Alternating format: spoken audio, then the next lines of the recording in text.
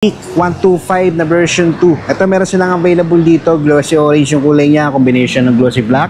At ang kagandaan dito, meron rin siyang libreng top box. So, alright, so ito mga boss, ang presyo na ito is nasa 41,200 pero meron pa siyang discount mga boss. Nakukuha niyo lang siya sa halagang 35,020 pesos. Yan, cash yan mga boss ha, hindi na siya pwedeng gawin for installment.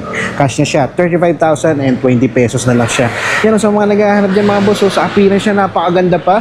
Pagdating dito, aftermarket na cover receipt siya, napakaganda mga boss, wala pa siyang butas, no? Tapos yan, meron pa kayong libreng top box, and then sa fairings niya, okay pa naman siya bukod dito, meron siyang konting crack dito, pero magdidepende sa inyo mga boss. Sa plate niyan, meron na siyang plate mga boss, tapos yan no, formado na siya mga boss, meron na siyang tire hagel sa likod, tapos aftermarket na yun dito sa may shock niya sa likod, no?